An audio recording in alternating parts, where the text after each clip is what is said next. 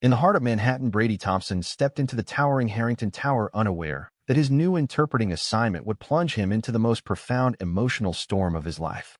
Charles Harrington's voice echoed from the adjacent room, sharp with pain as he argued about his sons coming out, sending an unintended chill down Brady's spine. The elevator ride to the 45th floor felt endless. Brady adjusted his navy tie for the 10th time, his palms damp despite the crisp air conditioning. At 29, he had interpreted for diplomats and executives across 3 continents, yet this last-minute call from one of New York's most influential CEOs carried an urgency that set his nerves on edge. The email had been brief. Special private assignment. High confidentiality required. Immediate availability preferred. Compensation triple standard rate. He had canceled 2 other gigs without hesitation. Now standing in the sleek marble lobby, he wondered if he had made the right choice. A polished assistant led him down a corridor lined with abstract art. The conference room smelled of fresh coffee and polished with sunlight pouring through floor-to-ceiling windows that framed the glittering Hudson River. Charles Harrington entered moments later. Tall, broad-shouldered, with salt-and-pepper hair and piercing blue eyes that seemed to weigh everything in a single glance. His tailored charcoal suit spoke of power, yet the faint lines around his eyes hinted at sleepless nights. "Mr. Thompson, thank you for coming on such short notice," Charles said, extending a firm handshake. His voice was deep, resonant, but carried an undercurrent of strain. "Call me Brady," Brady replied, offering a warm smile. They sat at the long mahogany table. Charles slid a non-disclosure agreement across the surface. "This is not a standard business translation," he explained. "Over the next 7 days, you will accompany me to several sensitive family-related meetings. Some participants prefer Spanish for emotional discussions to maintain privacy. Your role is to interpret accurately and remain completely discreet. No notes leave this room. No discussions with anyone." Brady nodded, scanning the document before signing. "I understand discretion is part of my job." Charles leaned back, studying him. "Good. The first session is this afternoon with a lawyer from Madrid. The topic involves family inheritance and a long-estranged relative." Brady felt a flicker of curiosity, but kept his expression neutral. As they reviewed the schedule, Charles mentioned a family estate in Connecticut where later meetings would occur. Brady could not shake the feeling that something far more personal than business lay beneath the words. The lawyer, Senor Ruiz, arrived precisely at 2. A silver-haired man in his 60s with a briefcase and a courteous demeanor. The conversation began in English but soon shifted. Brady slipped seamlessly into Spanish, translating Charles' measured questions about asset distribution and legal clauses. Midway through, Charles switched to English for a private aside to the lawyer. "My son Ethan, his choices, the family legacy, cannot absorb another scandal." Brady froze mid-sentence. The words were not meant for him, yet they landed like a stone in still water. Ethan. Charles had a son. And from the tone, the young man was gay, and the family was not ready. Brady's own memories surged unbidden. The Thanksgiving dinner in Ohio, when his father had slammed the table and walked out after Brady's quiet coming out. The years of strained phone calls and empty holidays. He forced himself to focus, translating the lawyer's response about mediation options. By 5 o'clock, the session ended. Charles looked drained. He invited Brady to stay for a quick drink in his private office. The space was modern yet warm, with leather chairs and a wall of family photos carefully arranged to show only smiling public faces. Charles poured 2 glasses of scotch. "You handled that well, Brady." Not many could stay so composed. Brady took a sip, the liquid burning pleasantly. "It's what I do." But I couldn't help noticing the personal stakes here. Charles met his gaze for a long moment. Some secrets have a way of surfacing, whether we want them to or not. In that quiet exchange, Brady sensed the first crack in the CEO's armor. A man used to control, now facing something uncontrollable. The city lights began to twinkle outside the window, and Brady felt an unexpected pull toward the man across from him. Not just professional respect, but a shared understanding of hidden pain. Little did he know this was only the beginning of a journey that would force both men to confront who they truly were. The next morning, Brady arrived early, carrying his laptop and a notebook of common legal terms in Spanish. Charles was already in the office reviewing documents. He looked up with a tired but genuine smile. "Coffee is fresh. Help yourself." They spent the hour before the next call reviewing terminology. Charles explained the broader context without revealing too much. "My father's will is being contested by a branch of the family in Spain. Old wounds." Brady nodded, listening more to the emotion behind the words than the facts. When Senor Ruiz returned, the discussion deepened.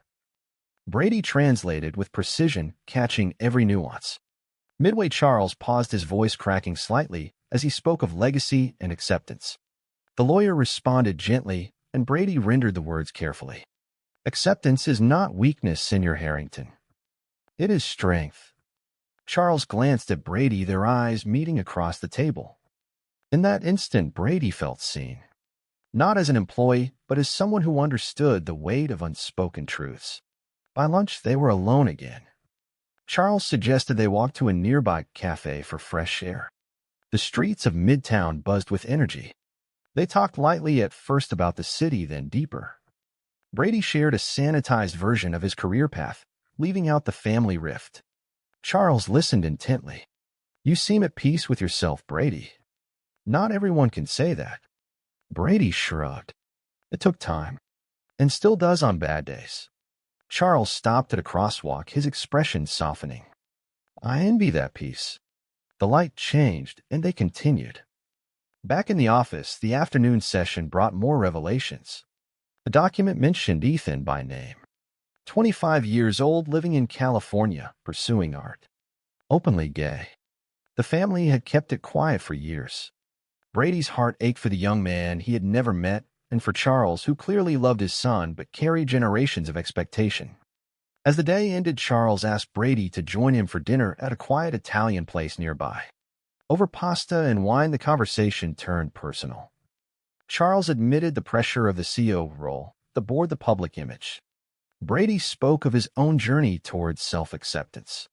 Their knees brushed under the table, neither pulled away. The spark was subtle, but undeniable. A shared vulnerability that felt like the start of something real. Brady left that night with his mind racing. He had accepted the mission for the money and the challenge. He had no idea it would challenge his heart most of all. The drive to the Connecticut estate the next morning was quiet at first. Charles drove the sleek black SUV himself, waving off the usual driver. Brady sat in the passenger seat, watching the city give way to rolling hills. "You don't have to do this alone, Brady said softly. Charles kept his eyes on the road. "I have for years. But having you here makes it feel less impossible." This state was breathtaking. A sprawling colonial home nestled among ancient oaks with manicured gardens leading to a private lake. Staff greeted them discreetly. Charles showed Brady to a guest suite with a view of the water. "Rest up. The next meeting is at 4. Brady unpacked, then wandered the grounds. He found Charles in the study, staring at an old photograph of a young man who looked like a younger version of himself. "My son Ethan," Charles said without turning. "He sent this last month. Wants to meet." Brady stepped closer. "He's handsome. Looks like you." Charles smiled faintly. "He's brave. Braver than I was at his age." They sat on the leather couch and Charles opened up more. The family secret was unfolding. Ethan's mother had been a brief relationship after college. When the boy came out at 16, Charles' father, the old patriarch, had demanded silence. No public acknowledgement. No support. Charles had complied to protect the family name and his rising career.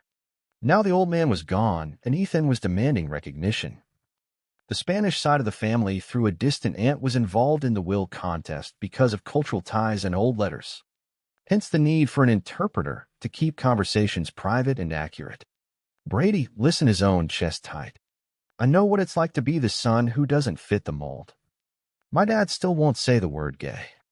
Charles reached out, placing a hand on Brady's shoulder. "Then you understand why this matters so much." The touch lingered, warm and steady. When the lawyer arrived, the session was intense. Brady translated heated exchanges about inheritance clauses and moral clauses in the will. The aunt, via video call from Madrid, insisted on family values. Charles argued for compassion. Brady felt the tension in every sentence. After the call, Charles poured them both water, his hands shaking. I can't lose him, Brady. Not over this. Brady stepped forward without thinking, pulling Charles into a brief, supportive hug. You won't. Not if you choose him.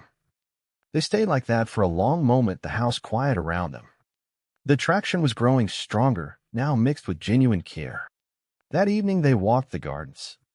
Charles shared stories of Ethan's childhood.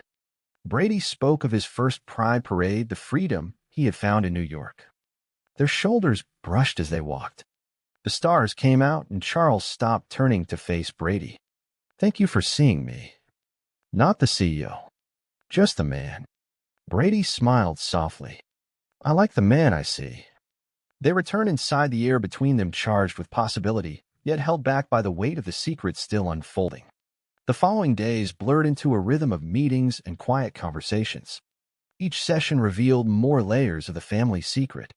Ethan was not just gay, but in a committed relationship with a young artist from a traditional Hispanic family. The Spanish relatives wanted assurance that the inheritance would support values they understood. Charles wrestled with his own past. He confessed to Brady one evening by the lake that he had questioned his own feelings toward men in college but buried them under duty.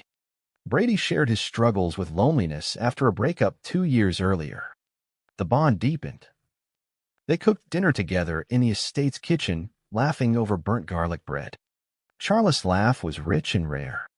Brady found himself memorizing the sound. The difficulties mounted when Charles' ex-wife called. She had heard rumors of the meetings and demanded to know why a young interpreter was staying at the estate. Charles handled it calmly, but Brady saw the toll. Prejudice from the board surfaced when an executive visited unannounced and raised an eyebrow at their easy rapport. Brady felt the sting of assumptions. One night after a particularly grueling session where the lawyer pressed on moral clauses, Brady found Charles on the balcony, staring at the dark water. I feel like I'm failing him all over again, Charles whispered. Brady stood beside him. You're fighting for him now. That's not failure. Charles turned, his eyes glistening. And what about us? Whatever this is between us. Brady took his hand. It's real. And worth exploring when the time is right. They embraced under the moonlight, the moment tender and full of promise. But the next morning brought crisis. Ethan called directly. He wanted to come to the estate. Charles panicked, the secret now threatening to explode publicly. Brady helped draft a response, buying time. The internal conflict raged in both men. Brady questioned if he was crossing professional lines. Charles battled guilt over his past choices. Yet in every shared look and quiet talk they found strength. The story was building toward confrontation, and neither could turn back. Tension peaked as Ethan arrived unannounced on day 4. The young man was vibrant with dark curls and a defiant spark in his eyes. Brady interpreted for the initial awkward meeting with the Spanish aunt who had flown in. The conversation was raw. Ethan spoke passionately about living openly. The aunt countered with tradition. Charles sat between them, torn. Brady translated every word, feeling the weight on his shoulders. After the session, Ethan pulled Brady aside. You seem to get it. My dad listens to you. Brady smiled gently. He's trying, Ethan. Give him time. That night, the 4 of them shared dinner. Misunderstandings flared when the aunt questioned Charles' closeness with Brady. Assumptions flew. Charles defended him firmly. Brady felt both protected and exposed. Later in private, Charles and Brady talked late into the night. Charles admitted his growing feelings. I haven't felt this seen in decades. Brady confessed the same. But the family pressure mounted. The board sent emails hinting at image concerns. Brady's own family called, coincidentally, his sister, probing about his job. He deflected, but the parallel pain was clear. The difficulties tested them. Prejudice from within and without. Ethical lines blurred by emotion. Yet their connection grew. Quiet hands squeezed during a break. A lingering look over coffee. The story was no longer just about the family secret, but about 2 men finding courage in each other. The climax built on day 5 with a full family mediation. Lawyers from both sides gathered in the bright living room. Brady interpreted as accusations flew. The aunt revealed old letters proving the family's past intolerance. Ethan demanded his place. Charles stood to speak, his voice steady thanks to Brady's encouraging nod. "I was wrong to hide you, son. I choose you now." The room fell silent. But betrayal struck when Charles' ex-wife arrived with a tabloid reporter in tow. She had pieced together the meetings and saw an opportunity. Chaos erupted. Brady shielded Ethan from the flashing camera. Charles confronted his ex with quiet dignity. In the aftermath, Brady and Charles stood in the garden. "You sacrificed everything," Charles said. Brady shook his head. "I chose what matters." Their first kiss happened in soft and full of years of longing. No fireworks, just deep, honest connection. The misunderstanding with the ex lingered, creating doubt. Brady wondered if he was a temporary comfort. Charles feared losing his empire. Yet the awakening was real. Both men saw their paths clearly for the first time. File 6. Reconciliation efforts continued into day 6. Ethan and Charles spent hours talking alone. Brady translated for the aunt, helping bridge cultural gaps. Progress was slow but genuine. The board called an emergency meeting via video. Charles defended his choices, his voice strong. Prejudice showed in their questions, but he held firm. Brady waited outside the study, pacing. When Charles emerged, they embraced tightly. "I told him the truth. Not all of it, but enough." Brady smiled through tears. "I'm proud of you." A misunderstanding arose when Ethan saw them close and assumed Brady was using his father. Hurtful words were exchanged until Brady explained genuine care. The air cleared with apologies. Family bonds began mending. The secret no longer felt like a burden, but a catalyst for growth. Difficulties remained. Public scrutiny loomed. Brady's career could suffer from association. Yet they faced it together. The sacrifice came on day 7. A major deal for Charles' company hinged on board approval. They demanded he distance himself from the family drama and the interpreter. Charles refused. Brady offered to step back to protect him. "No," Charles said firmly. "We do this together or not at all." They drove back to New York that evening. In the penthouse overlooking the city, they talked through the night. Charles chose to step down as CEO if needed, prioritizing his son and his heart. Brady supported him fully.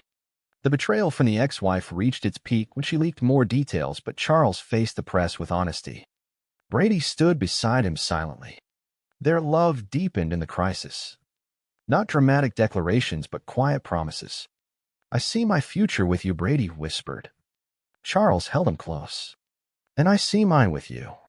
The final day brought resolution. At the estate, the full family gathered. Ethan hugged his father openly. The aunt offered a tentative blessing after Brady's careful translations. Charles announced his decision to the board via speakerphone, accepting whatever came. Brady interpreted one last time for the closing legal matters. As the sun set over the lake, Charles and Brady stood on the balcony. The mission that began with a secret had ended with truth. They had grown. Brady no longer carried the weight of his past alone. Charles had chosen authenticity over legacy. Their bond was strong, built on respect, understanding, and love. Ethan joined them, smiling. "You two look good together." Laughter filled the air. The story closed with hope. Family redefined. Hearts unveiled. True or false, family expectation should always come before personal authenticity, even when love is at stake.